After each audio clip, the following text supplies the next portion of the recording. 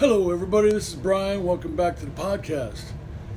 Hey, did you know that there's no mandate, no orders from the government or the state can make you do any kind of stupid stuff like shoving something in your arm that they're saying is safe, especially when there's no tests at all. And they're not giving you those tests at all. The only test I heard of is all the rats that died from the test. That's not very, So there you go.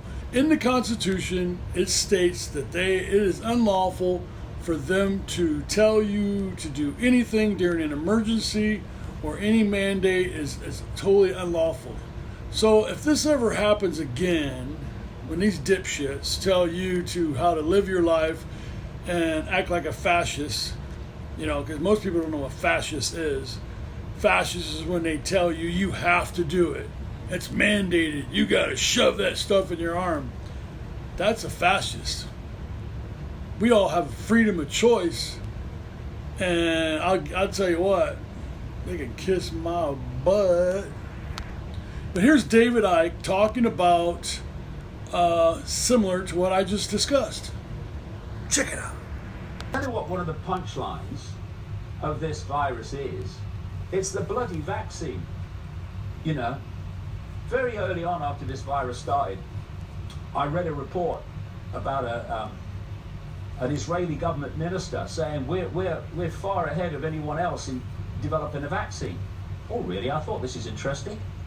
And it turns out that from 2016, this scientific organization in Israel, which is all connected to the government like they all are, had been using coronavirus to test its technology. And so because of that, it's further along the road, it says, to developing a vaccine. And one of the scientists said, it was pure luck that we chose that. Well, some may believe that. And some of us may say, oh, I think I'll hold on that one, thanks. And then when you've got all these other areas of the world where they're developing a vaccine, we have already had Denmark announce that any vaccine for coronavirus will be mandatory. Now, if you can give me a better definition of fascism than the state telling you what will go into your body, then I'd like to bloody hear it. They don't even know what the vaccine is, but it's mandatory.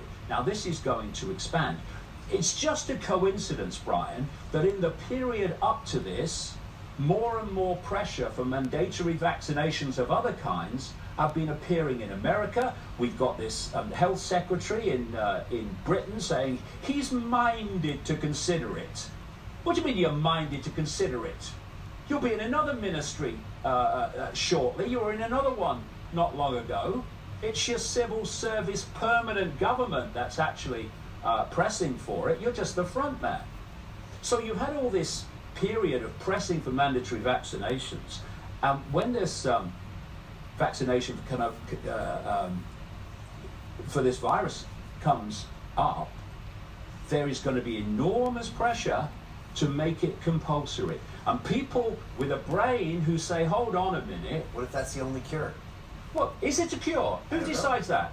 I don't know. Who decides that? A scientist might. Oh, God, science. Well, science isn't always wrong. No, but science... For smallpox, science is massively wrong with the benefit of hindsight.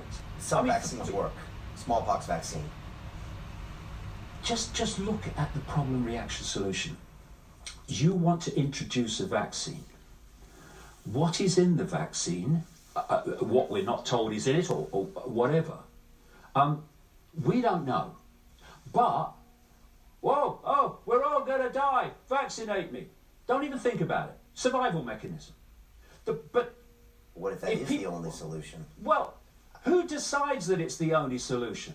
My children, my boys, have not been vaccinated once in their life. They didn't have childhood diseases. Their immune systems are on fire because they weren't compromised by a tidal wave of toxic shite while their immune systems were still developing.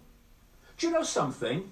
In the 1980s, the Congress gave immunity from prosecution to the drug companies for vaccines. And you know why this was in the official documentation. The reason they said they gave them immunity from prosecution, so now in America there is a vaccine court which has already paid out something like $42 billion for vaccine injuries, and the bar to prove that is very high. It's now paid by the taxpayer. And so the drug companies have no economic consequences for damaging vaccinations. And I think they're trying to get drug companies to consider creating vaccines because they're not economically profitable. Hold on. What, not economically profitable? My goodness me. Have you seen the profits of drug companies? Yeah, because they have regular medicine. But the point is that the reason they said we must give immunity is because they said vaccines are innately unsafe and cannot be made not to be. Thus, we're going to give you immunity, so you'll continue making them. Because at that point, before that legislation came in, the drug companies were facing a massive number of lawsuits for vaccine injuries. Now, you know what's happened since that legislation in 1986? The number of vaccines and the different kinds of vaccines have absolutely exploded. Why? Because there's no consequence anymore. And if you look at the statistics, if you vaccinate a large number of people, you are going to have major life-changing implications for a number of those people. So what mandatory vaccinations are saying is, we are going to insist by law that your children are vaccinated, and we know by doing that that some of them who wouldn't otherwise have been vaccinated are going to take the consequences. Right, because it's for the greater good. Oh, the greater good. They couldn't care less about the greater good. Can we just understand that? And then we might get some kind of grasp on how this world is run. They don't care about us. They use the excuse of caring about us to justify what they want to do. It's as simple as that. Now they're using the elderly to shut down the economic system as an excuse, involving people who economically will be absolutely destroyed already, never mind as it goes on. So Jim Rickards... Hey YouTube, this is educational purposes only. But what I'd like to say is, if you guys all trust your government, go ahead. God gave us a brain, and when that brain tells you, whoa, step back, think about this, think it through, there's a reason why.